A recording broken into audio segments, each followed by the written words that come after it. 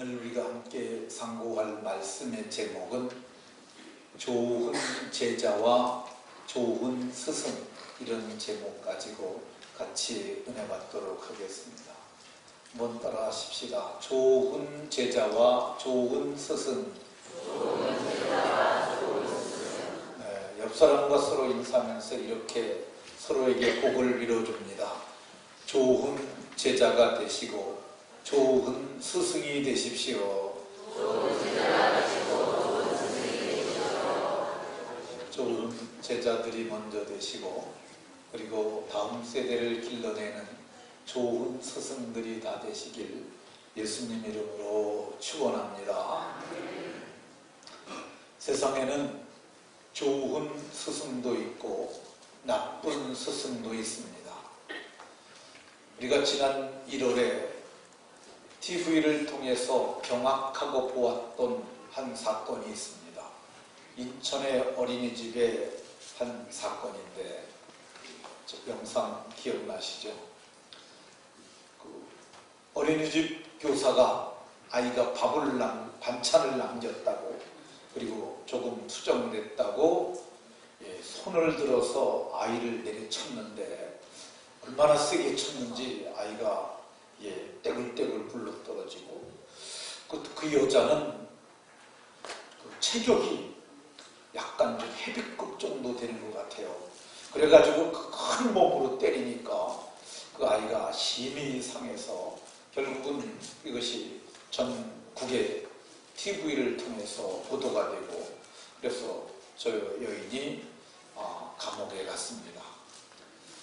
지금 재판 중에 있다고 그러는데, 저분이 진짜로 반성을 했는지는 모르지만 반성문을 30개를 썼다고 합니다. 거의 한 3일에 한 번씩 반성문을 제출했는데, 이것이 재판 과정에서 좀 참작이 되리라고 이렇게 말합니다.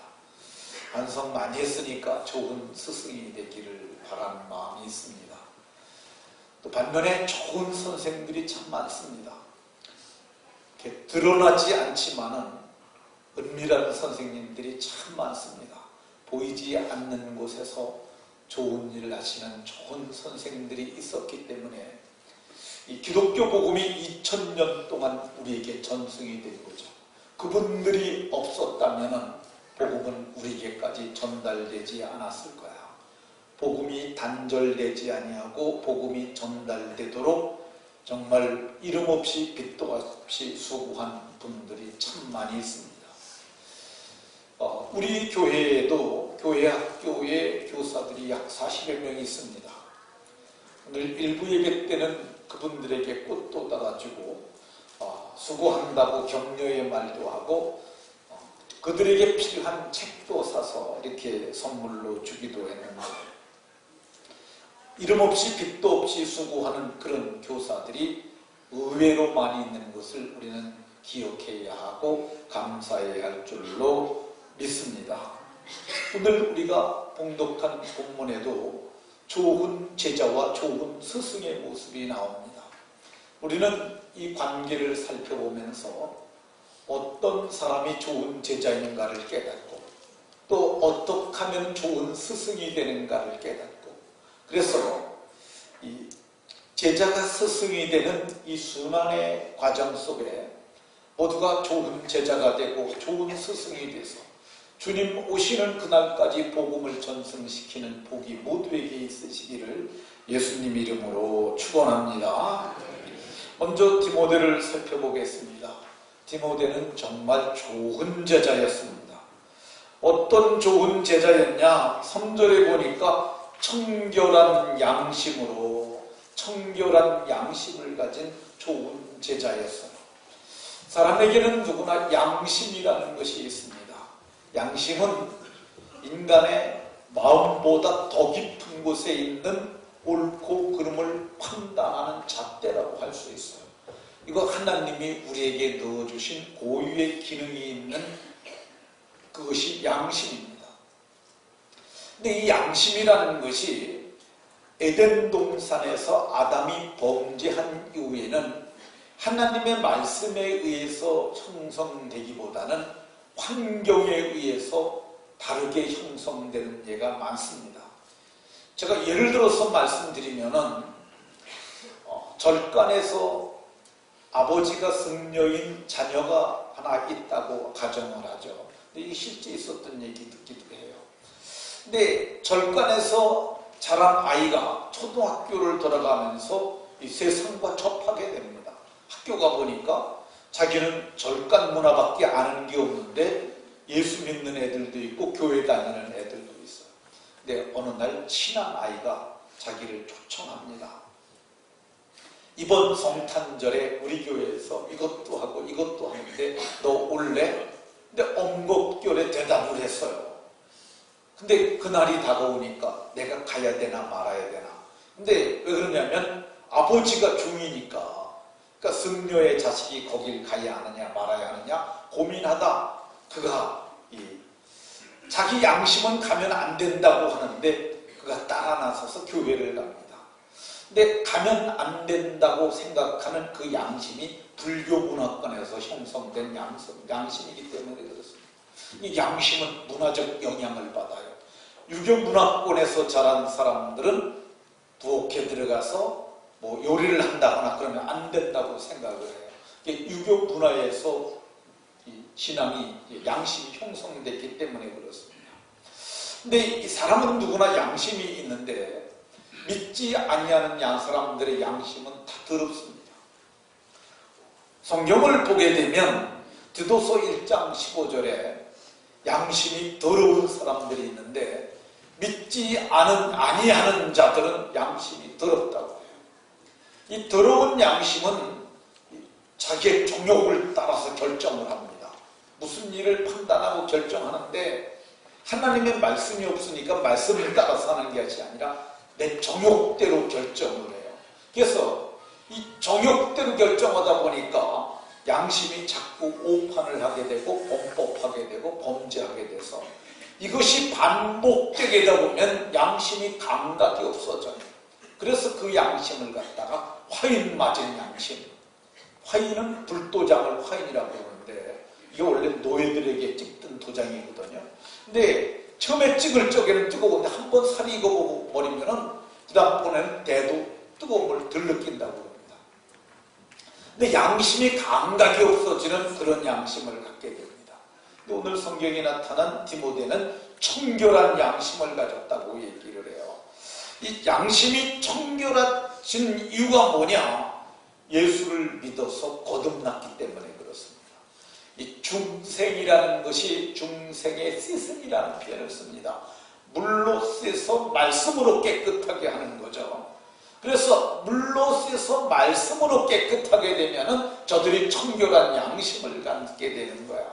성경은 이 청결한 양심, 이 깨끗한 양심의 믿음의 비밀을 간직한 사람들이 바로 좋은 그리스도인이라고 디모데전서 3장 9절에 깨끗한 양심의 믿음의 비밀을 간직한 이런 사람들이 다 되시기를 예수의 이름으로 축원합니다.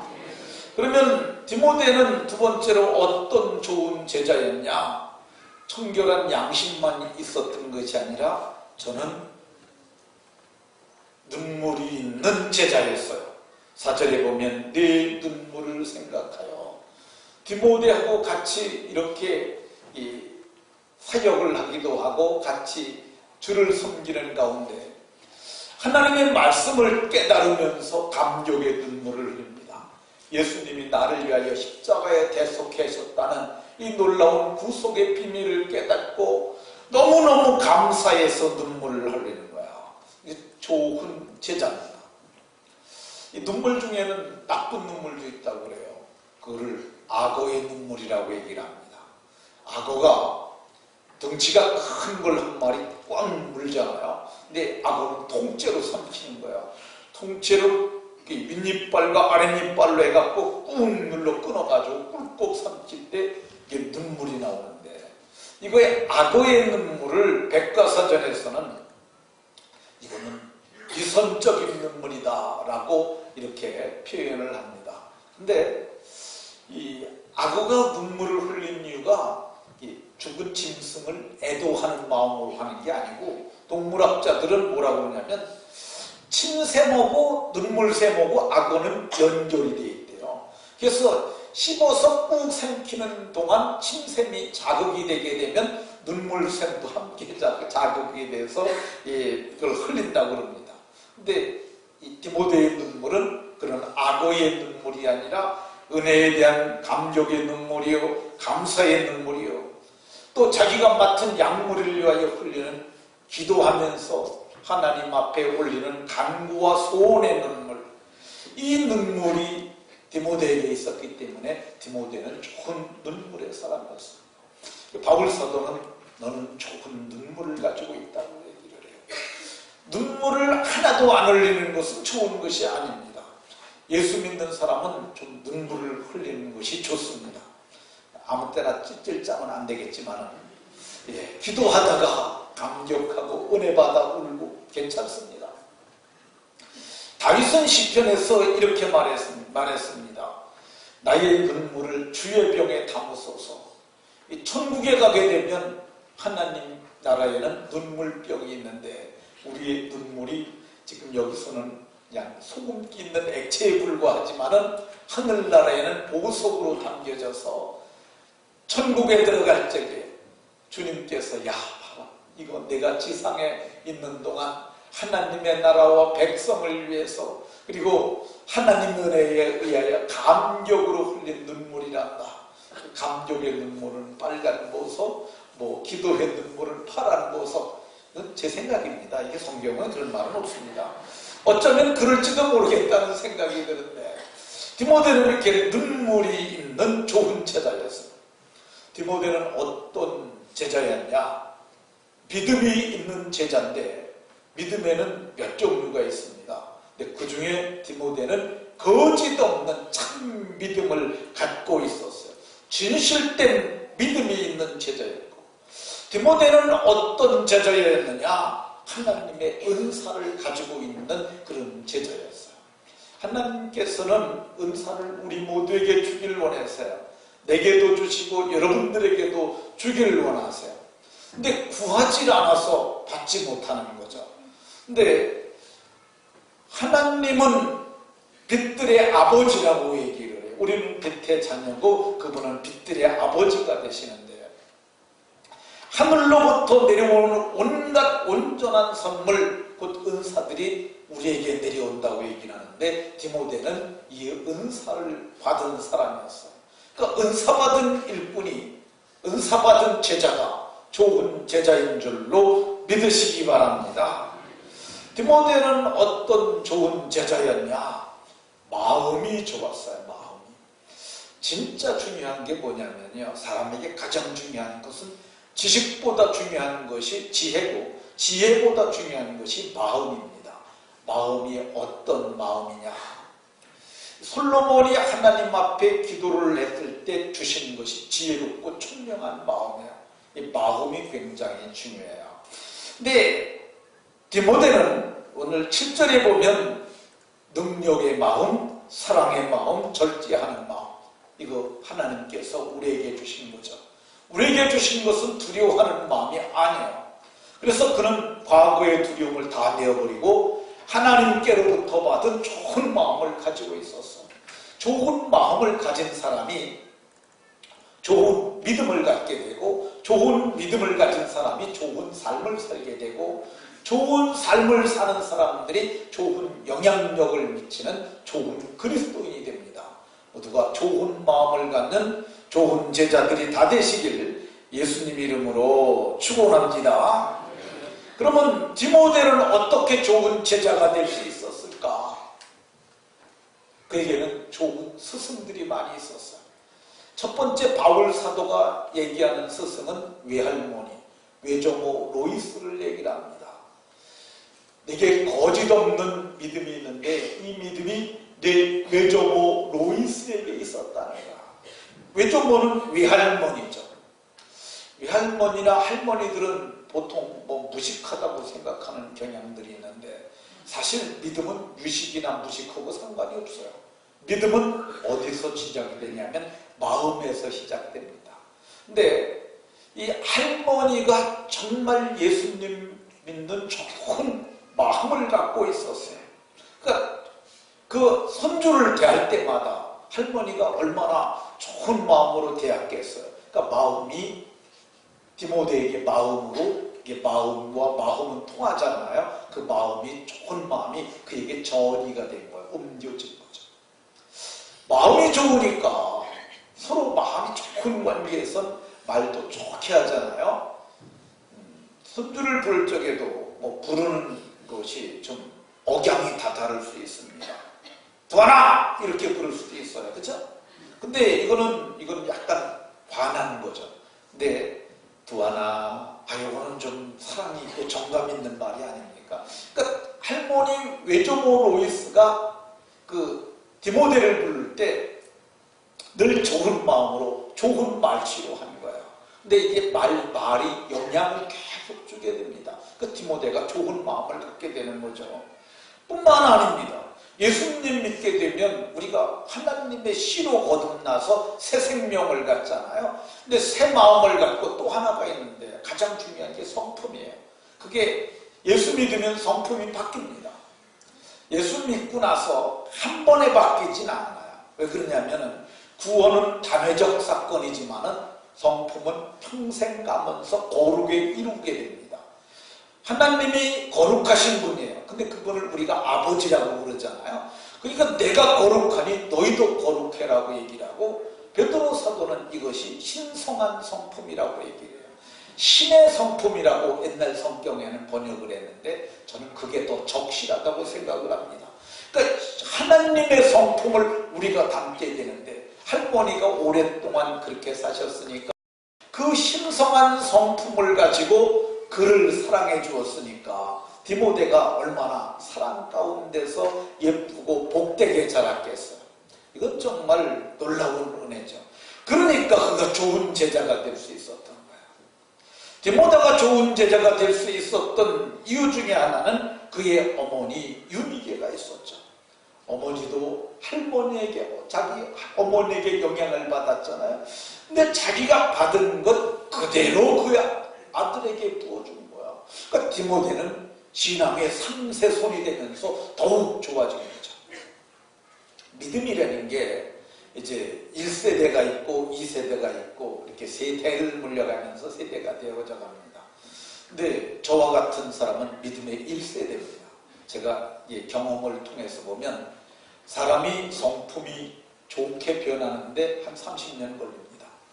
그러니까 이거를 성화라고 얘기를 해요. 성화 과정이 30년 정도 걸리게 되면 그래도 예수님을 조금 닮은 모습으로 나타나는데 3대가 되게 되면 100년이에요. 100년. 그러니까 이게 엄마 뱃속에서부터 애가 영향력을 받게 되는데 그 어머니 유니게에게 놀라운 영향을 받았어요. 그래서 그가 좋은 제자가 될 수 있었습니다. 디모데가 좋은 제자가 될 수 있었던 이유가 뭐냐? 그에게는 좋은 스승이 계셨어요. 교회에서 가르치는 스승. 그게 누굽니까? 바울 사도죠. 3절에 보면 내가 밤낮 간구하는 가운데 쉬지 않고 너를 생각하며, 디모데를 생각하여 밤낮 생각하고 기도해주는 그분이 있었어요. 그러니까 선생님이 그 아이를 생각하고 기도해주니까 그 아이가 좋은 제자가 된 거죠. 디모데가 좋은 제자가 될 수 있었던 이유는 그의 스승이 그를 보고 기뻐했어요. 선생님들이 지금 일부 예배 드리고 다 아이들을 가르치고 있는데 어떤 선생님은 그냥 벌써 주일이 왔네 그러면서 대충 챙겨서 오는 선생님들도 계실 거예요. 근데 진짜 좋은 교사는 미리부터 공과 준비 다 하는 거죠. 집에서 준비하고 그리고 또 아이들에게도 다 이렇게 메시지 전달하고 그러고서 그리고 안 나오던 아이들에게는 전화도 하고 신방도 하고 서로 약속하고 그리고 정말 그 아이가 왔나 해갖고 오늘 보는 4절에 너 보기를 원하면 너를 보고 네가 교회 온 걸 보면 나는 기뻐. 기쁨이 가득한 그런 마음을 가진 그런 교사 바울 사도가 있었기 때문에 디모데는 좋은 제자가 될 수 있었습니다. 디모데는 어떻게 좋은 교사가 될 수 있었느냐? 믿음을 분별할 수 있는, 분별력 있는 좋은 교사 바울이 있었기 때문에 그렇습니다. 바울 사도는 내 속에는 거짓 없는 믿음이 있었다고 얘기를 해요. 그 믿음의 출처가 어머니 유닉의 외조모 로이스계까지 올라갑니다. 그러니까 이건 영적으로야 분별할 수 있는 거야. 진짜 좋은 교사는요, 이런 변별력이 있어야 돼요. 자기에게 나오긴 나왔는데 얘가 구원받았는지 안 받았는지 그거를 모르면은 그 사람은 좋은 교사가 아니에요. 근데 신앙생활을 오래 하다 보면은 기도하는 사람들은 저 사람은 진짜 참 믿음을 가졌어. 저 사람은 조금 그래 다 분별할 수 있습니다. 제가 이제 신앙생활을 하고 목회를 하면서 보면은 저 사람은 진짜구나. 저 사람은 조금 뭐 그런 거 있습니다. 그 분별할 수 있어요. 근데 바울 사도는 그거를 구별할 수 있어요. 그래서 이 가장 중요한 게 뭐냐면 이게 신앙의 첫 단추를 알 수 있어요. 근데 이 들을 귀가 있어야 하나님의 말씀을 듣는데 거듭나지 못해서 귀가 없어. 그럼 못 듣는 거지. 쇠기의 경인기와 똑같습니다. 그러니까 교회를 나오긴 나왔는데 우리는 속 사람이 있는 영의 사람인데 제가 전하는 말씀이 육의 말씀도 가끔 있어요. 육적인 얘기도 하니까. 그러나 영의 말씀은 영의 사람들만 듣는 거예요. 그렇지 않은 사람들은 영혼이 소생함을 받지 못한 사람들, 거듭나지 못한 사람들은 몸은 사람이지만 영적으로 보면 짐승의 것밖에 없는 거죠. 그러니까 그걸 분별하지 못하는데, 근데 오늘 성경을 보면 디모데는 사람을 중생의 씻음, 말씀으로 새롭게 함으로 말미암아 온전한 사람을 만들어 그를 길러내는 좋은 스승이었기 때문에 디모데가 좋은 제자가 될 수 있었습니다. 이 디모데가 좋은 제자가 될 수 있었던 이유가 뭐냐? 바울 사도가 안수하여 은사를 불릴듯 일으킬 수 있는 그런 능력자였기 때문에 그렇습니다. 굉장히 중요한 거야. 이 바울 사도가 디모데를 보니까 얘게 이런 은사가 있어야 되겠다. 그래서 안수를 해서 은사를 받게 하고 또 그 속에 잠재되어 있는 은사들을 이걸 끌어내는 거죠. 그러니까 디모데가 좋은 사역자요, 좋은 제자가 될 수 있었습니다. 그가 좋은 제자가 될 수 있었던 이유는 뭐냐? 바울 사도가 여기서 공동체인 우리라는 단어를 씁니다. 우리에게 주신 것은 두려워하는 마음이 아니요 오직 능력, 사랑, 절제하는 마음이니 이 마음을 같이 갖게 했어요. 우리가 같은 마음을 품읍시다 이렇게 얘기를 하잖아요. 근데 바울 사도가 디모데에게도 같은 마음을 갖도록 했어요. 그러니까 그가 좋은 제자가 될 수 있었던 것을 볼 수가 있습니다. 그가 좋은 제자가 될 수 있었던 건 뭐냐? 스승된 바울이 고난의 본을 보여줬기 때문에 그렇습니다.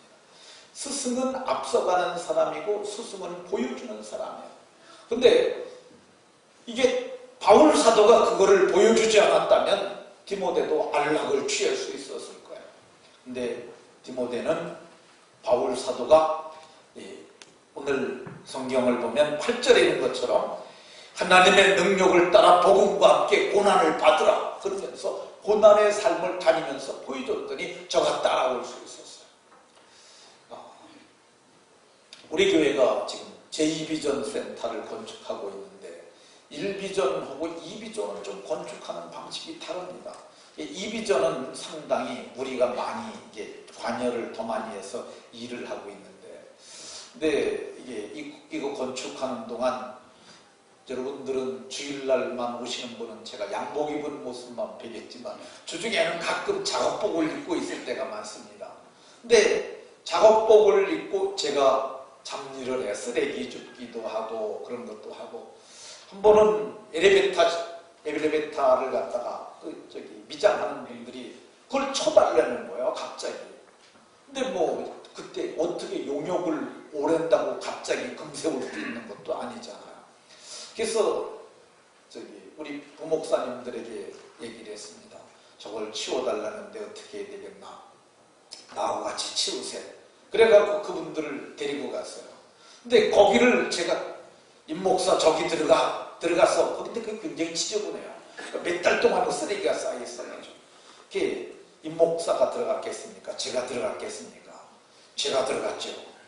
제가 들어가가지고 거기 있는 걸 퍼서 주변 위에서 그걸 받아갖고 내가 그걸 청소를 했어요. 근데 제가 안 하고 황 목사하고 임 목사 두 사람에게 자네들 들어가서 여기 한 사람 들어가고 한 사람은 위에서 받고 그거를 해. 그러면 그분들이 즐겁게 하겠습니까? 근데 제가 거기 들어가서 하니까 그 사람들이 불평하지 않고 즐겁게 일을 했어요. 상당히 많은 부분들을 이 부분에서는 목사님들이 일을 했어요. 저는 그렇게 생각을 해요. 목사가 그런 일 할 수 있다고 저는 생각합니다. 어떤 목사님들은 어떻게 목사가 그런 일을 하느냐 그러는데 저는 아니라고 생각합니다. 목사가 저는 그 새가족 신방 가서도 늘 하는 얘기가 목사는 그 시장과 만나서도 시정을 놀이할 수 있는 사람입니다. 반면에 길거리에서 냉이 팔러 오신 할머니의 손을 붙잡고 기도해 줄 수 있는 게 목사다. 풍부에 처할 줄도 알고 빈부에 처할 줄도 알고 비천에 처할 줄도 아는 게 그게 목사라고 저는 생각을 합니다. 어쨌든 바울 사도는 고난을 몸소 보여줬어요.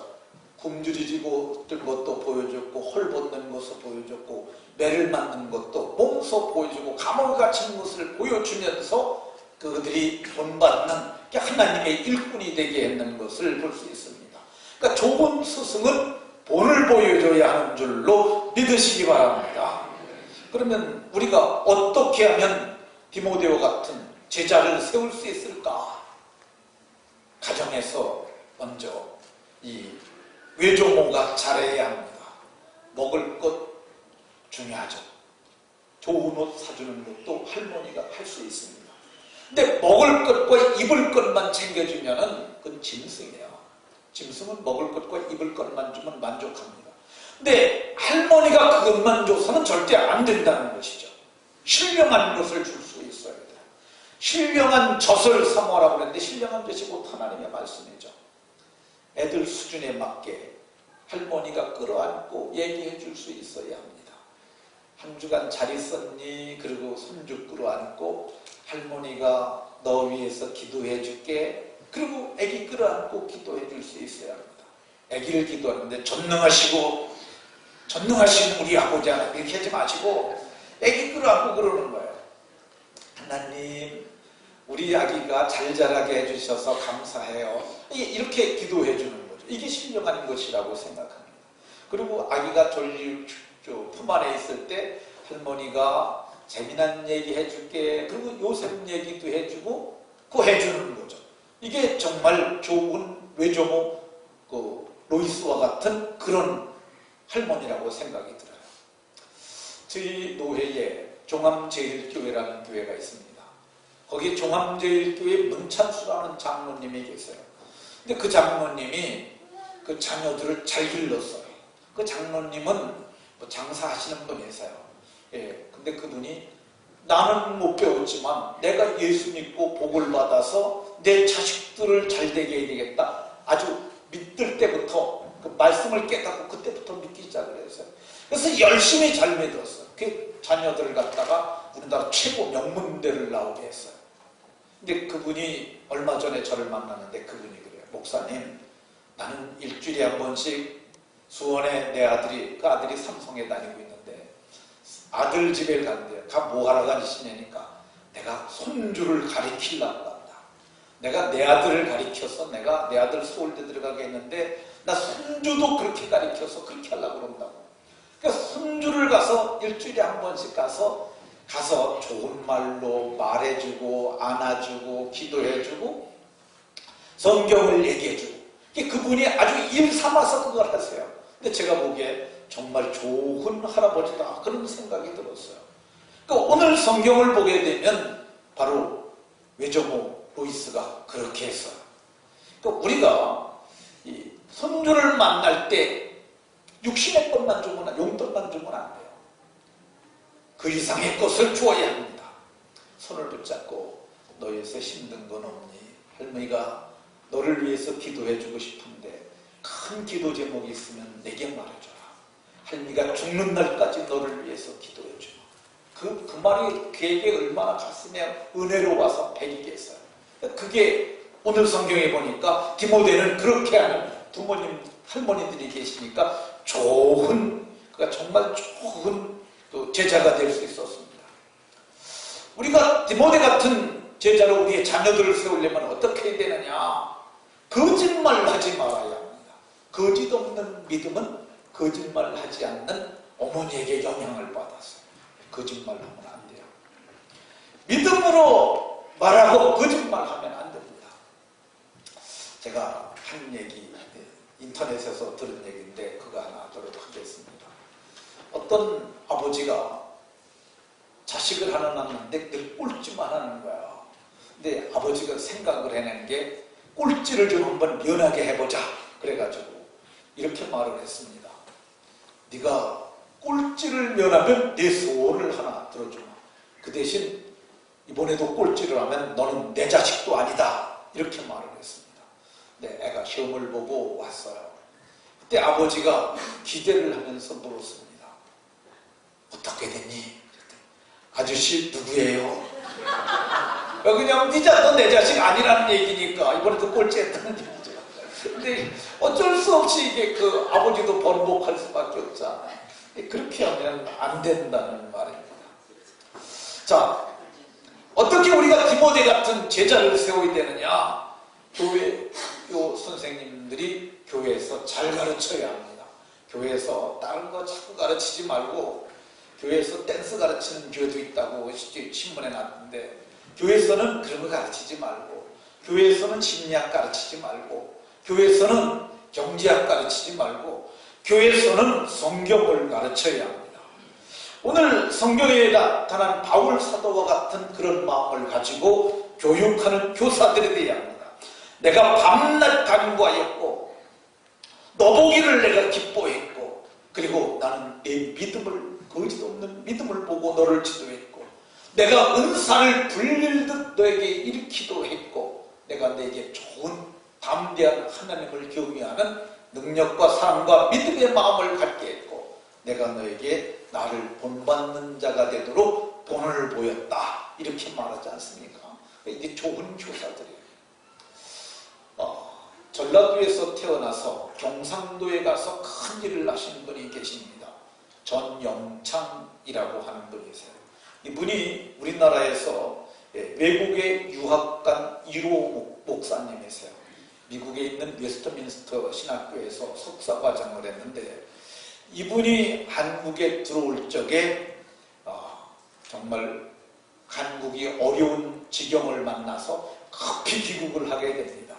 이분이 들어와 가지고 이제 여러 가지 병원도 세우고 했는데, 이분이 특별히 거창고등학교라고 하는 교회를, 학교를 인수해서 운영을 하셨는데, 이분이 참 잘하셨어요.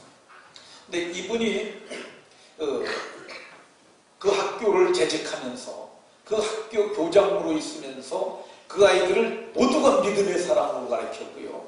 그리고 이분이 이제 특별히 수도권이 아닌 지방에 있는 고등학교로서는 최고 많이 서울대학을 보내는 그런 학교를 만드시기도 하셨습니다.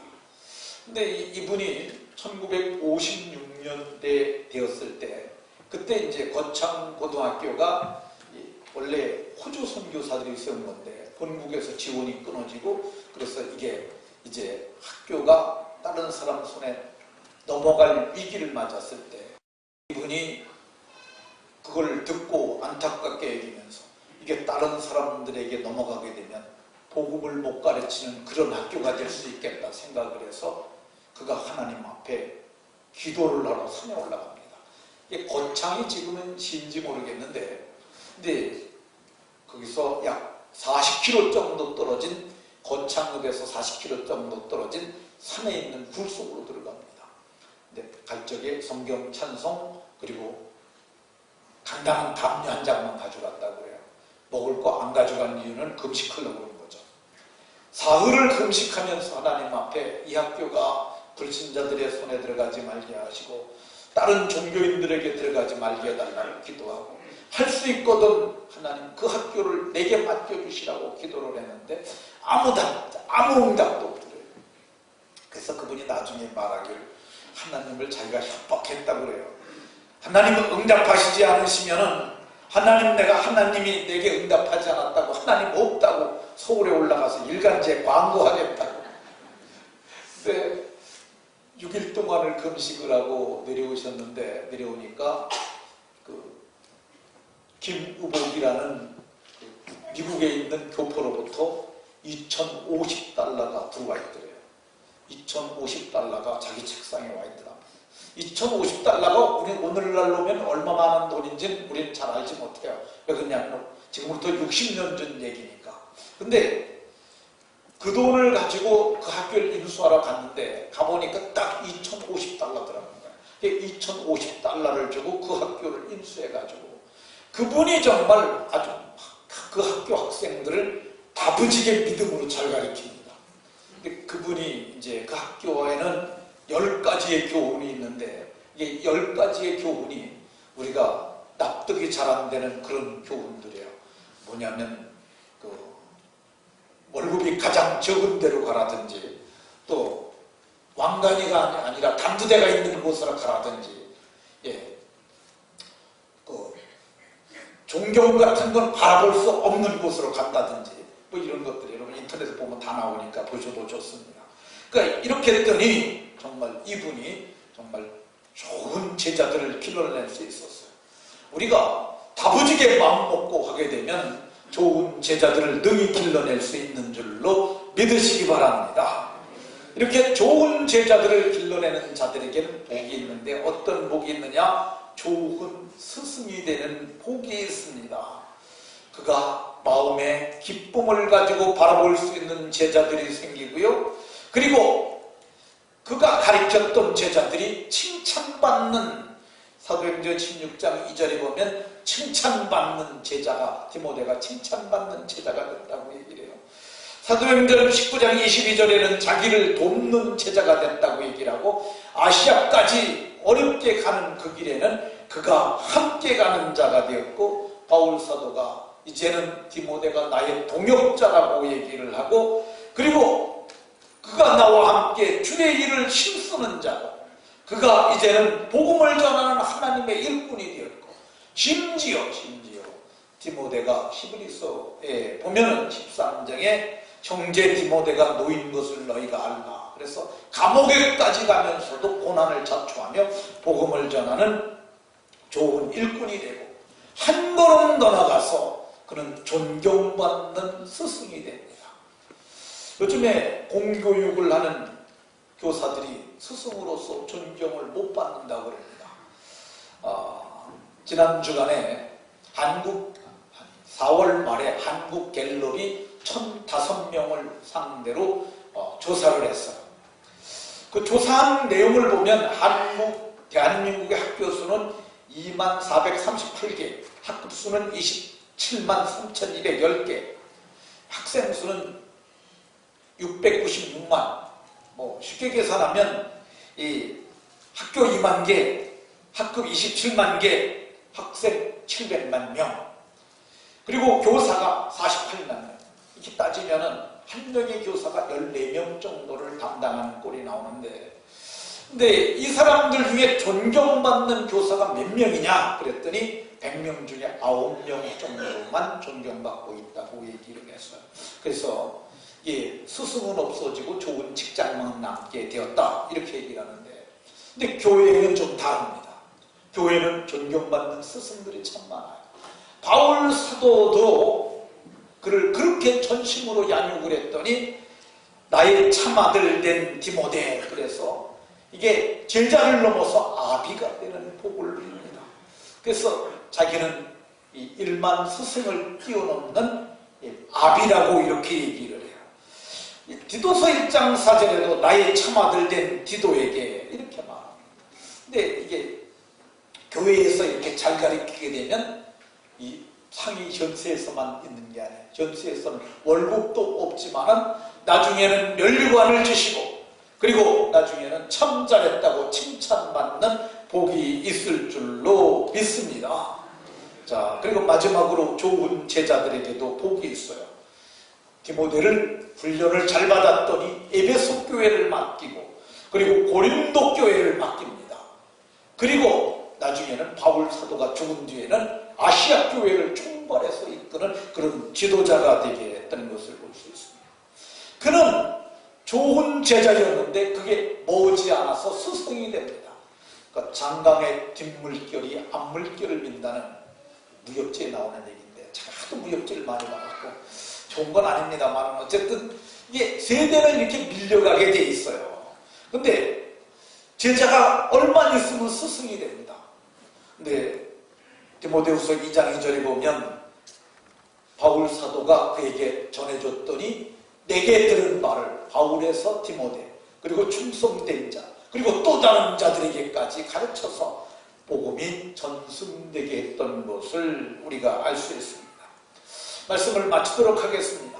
좋은 스승은 하늘에서 떨어지는 것 아닙니다. 우리가 의지적 결단을 하고 내가 좋은 스승이 되겠다. 좋은 집에서 스승이 되겠고 내가 교회에서 스승이 되겠고 교직에 있는 사람은 학교에서 스승이 되겠다고 마음을 먹게 되면 그리고 말씀을 따라 살고 좋은 스승을 모델로 보고 따라가면 좋은 스승이 될 줄로 믿으시기 바랍니다. 한 가지만 얘기하고 마치도록 하겠습니다. 큰 바위 얼굴이라고 하는 책이 있습니다. 그거는 나다넬 호손이라고 하는 미국인 청교도 작가가 쓴 책입니다. 그분이 주홍글씨라고 그 소설도 그분이 쓴 거예요. 세계적인 명작이죠. 근데 거기에 큰 바위 얼굴이 어떤 내용이냐면요. 어느 마을에 큰 바위가 있어요. 근데 정설이 하나 내려오는데 저 큰 바위 얼굴과 같은 사람이 나타나게 되면 수많은 사람을 복되게 할 것이라는 그런 얘기가 전해 내려옵니다. 근데 그 마을에 어려서부터 자란 사람이 큰 바위 얼굴을 기대를 해요.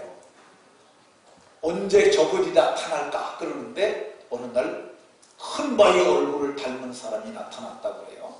근데 첫 번째 나타난 분이 장군이었어요. 근데 그가 보니까 그도 아니었어요. 기업인이 나타났어요. 돈을 많이 번 사람. 근데 그도 아니었어요.